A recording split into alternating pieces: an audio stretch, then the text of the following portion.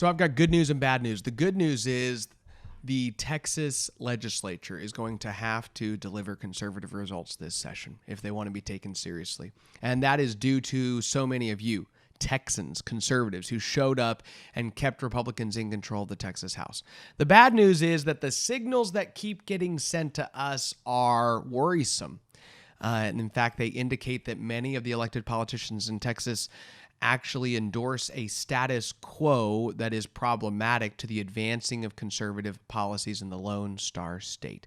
The latest action taken by the Republican caucus was to elect Jim Murphy as the Republican Caucus Chairman over Matt Krause, who is a conservative Republican who actually ran on a record of caucus chair, a platform, would you say, that said that Republican priorities should actually come to the floor and that the Republican caucus should try to advance Republican priorities. This is a crazy idea, I know, but I'm going to just throw it out there. In fact, I think if you said this in the Republican caucus, they might just look at you like you're from Mars. But you could say, hey, crazy idea.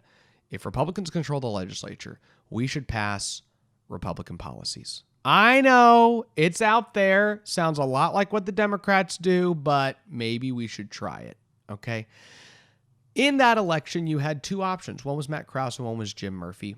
We don't know what the vote count was. Some people have said it was close, but the truth is it's kind of a weird thing. The caucus doesn't say how many people voted for what candidates. They just say this person won. There was a very questionable election for vice chairman when Andrew Murr and Jim Murphy ran against each other, where Jim Murphy won and nobody knew even what the vote count was.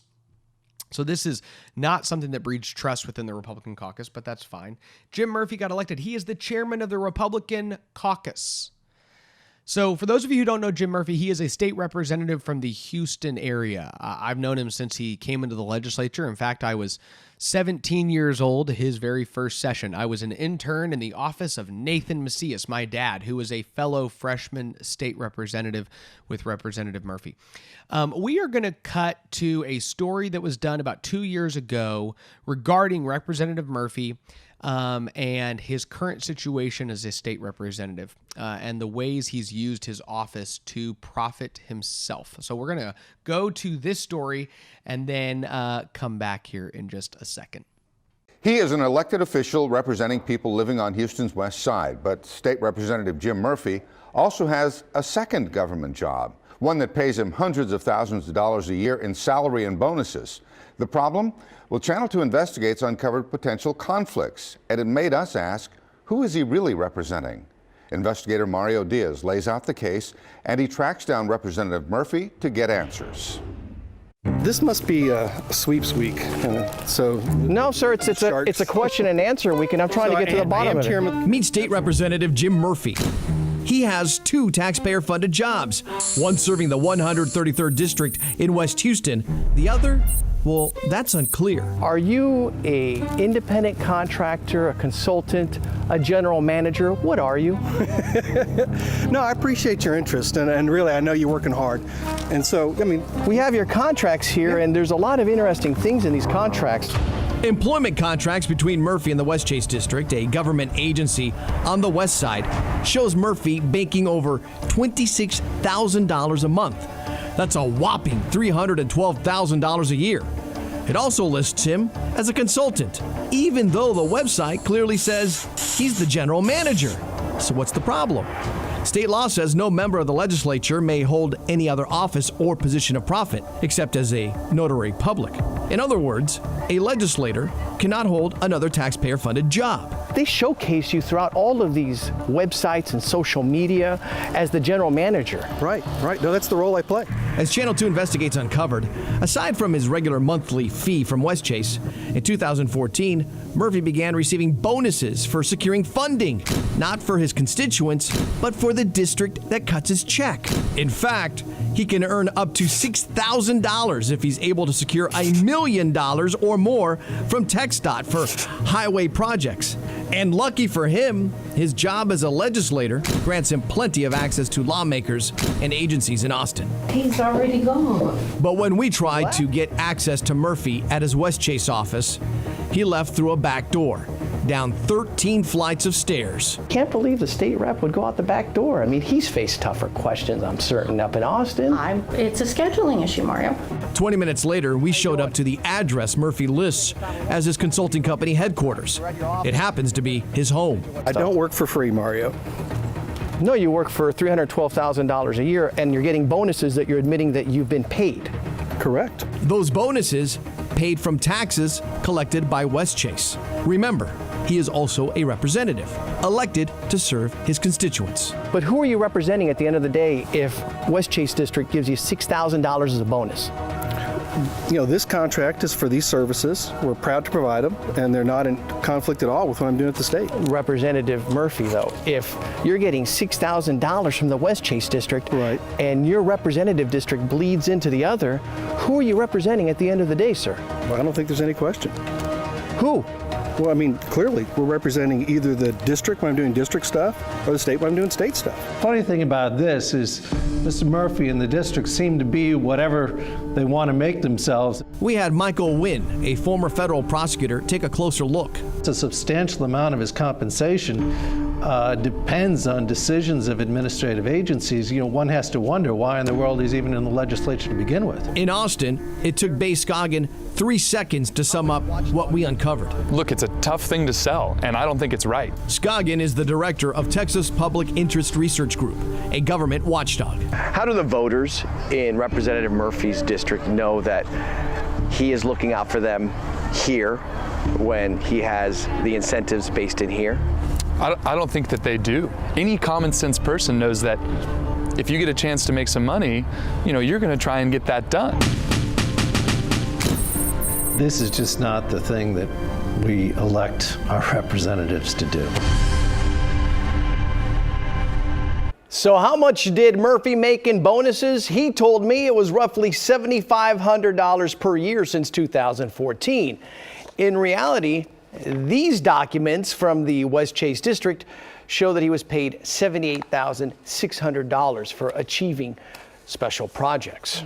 Now you can see those special projects and the payment structure in Murphy's contracts that is under the Investigate section of click2houston.com. We know that you have also been digging further into Murphy's job as a state lawmaker. This is true. He, by coincidence, happens to sit on the committee that oversees all of these special purpose districts.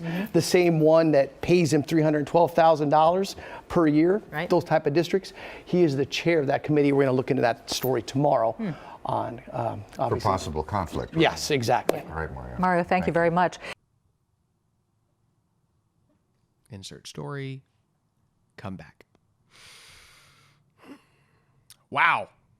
Yep, that is your new Republican Caucus Chairman. Now, when this came out, which I think every single one of our listeners and viewers can admit is a major problem. There was a number of people that came out and questioned whether or not that was okay. Jim Murphy took quick action to try to figure out how to maintain the hundreds of thousands of dollars that he had coming into his own personal coffers from taxpayers from 2 different sides. And now we're going to show you the second report that was done just a couple months later on that change. Channel 2 Investigates began asking the question in February. Who is State Representative Jim Murphy really representing? The people of West Houston who elected him, or the Westchase District, another government agency paying him more than $300,000 a year?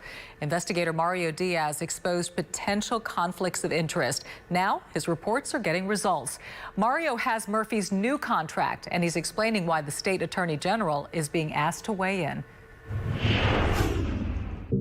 Republican State Representative Jim Murphy is no longer listed as general manager of the Westchase District. However, Channel 2 Investigates got a copy of his new contract, and Murphy is still banking a fixed fee of more than $26,000 a month. Employment attorney Todd Slobin has issues with Murphy's claim that he's an independent contractor and not an employee. Usually independent contractors could be on a case-by-case basis or a project-by-project basis. This just looks like a salary. Murphy's new contract appears to punch the box on several of the 20 factors used by the Texas Workforce Commission to determine whether or not someone is an employee or a contractor. Those include continuous monthly payments, reimbursement for expenditures, as well as the power to hire. The new contract states Murphy must receive the approval of the district before hiring any contractor. In most cases where you have an independent contractor, that independent contractor, if they have subcontractors, for example, they're completely in control of who they're going to work with. Slobin adds Murphy's new contract with West Chase is unique, outlining some of the services he's providing. You usually don't see the duties spelled out like this. If you're hiring somebody to put on the roof, you're not telling them how or what they're supposed to do. They already know it. Murphy's new contract also states this is not a contract for lobbying services, and consultant shall not provide any lobbying services hereunder. This line is interesting because Chair of the House General Investigating and Ethics Committee, Representative Sarah Davis, wants to know if Murphy violated state lobbying rules when he was the West Chase general manager. Murphy received bonuses for securing state money for West Chase projects. It doesn't smell good. I mean, it really doesn't. This was Davis back on March 22nd. Last week, she wrote 2 letters to Attorney General Ken Paxton asking for an opinion on whether state reps like Murphy can get paid to lobby one government agency on behalf of another, as well as an opinion on the distinction between an employee and independent contractor. Murphy tells Channel 2 Investigates his work is consistent with Attorney General Abbott's legal opinion from 2005. Nonetheless, the House General and Investigating as well as Ethics Committee has questions on this. And Murphy tells me he is currently only consulting for the West Chase District and the West Magnolia Parkway Improvement District. If we're doing our math right, that's one district for over $312,000. Wow. That's a lot of money. A lot of money. All right, Mario, thank you. So, does this seem like the kind of guy you want to be your leader? You know, Matt Schaefer, state representative from Tyler, had an excellent quote that I keep using. I've used it for, I don't know, the last 9 months. But he says, the behavior we tolerate becomes the standard that we set. And he said that in relation to Dennis Bonin's deceitful actions and corrupt actions that lost him the position of Speaker of the Texas House.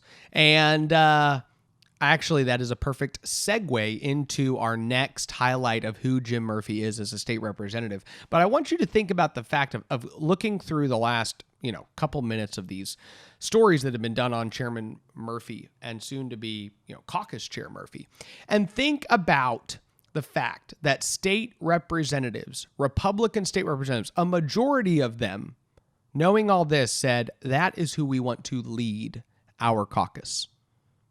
No concerns, no ethical concerns, no questionable, decisions made by this guy. We're going to endorse that. In fact, we're going to elevate it. It's not just even tolerating it. The behavior we tolerate becomes the standard that we set.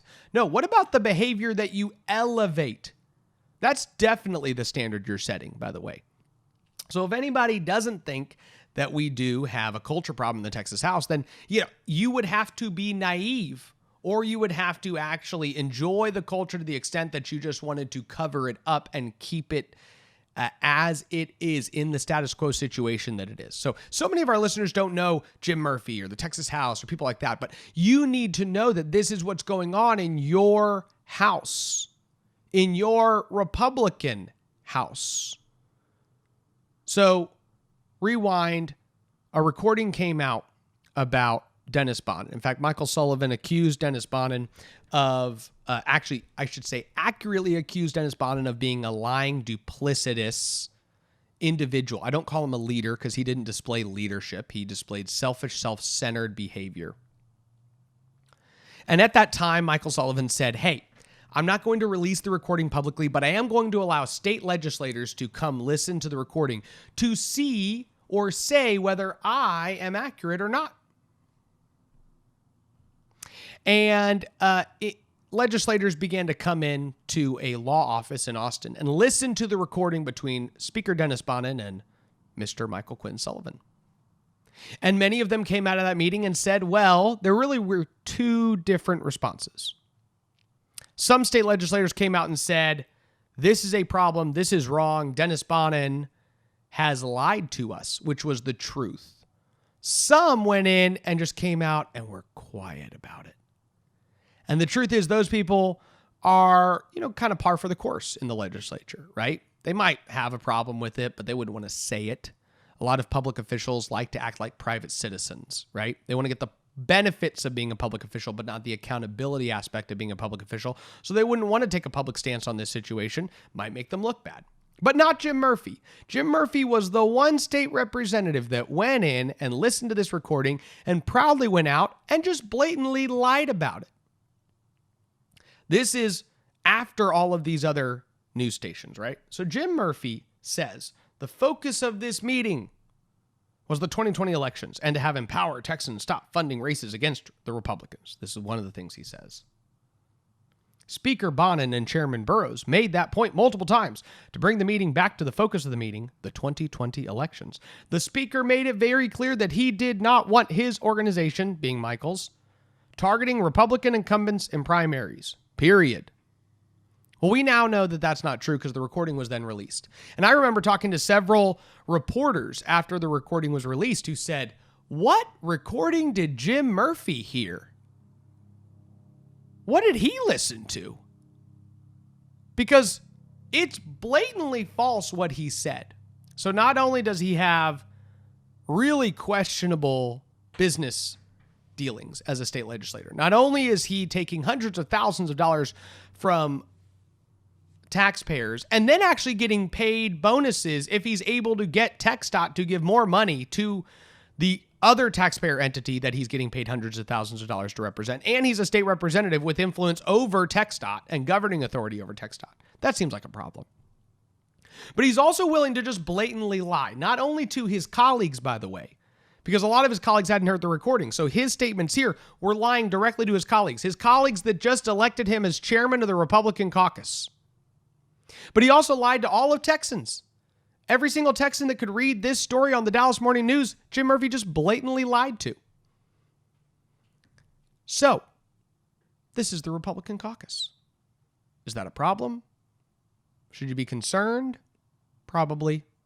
What's the good news? There are conservatives in the Texas legislature. The good news is there is going to be a conservative agenda this session. Republicans have been given a mandate.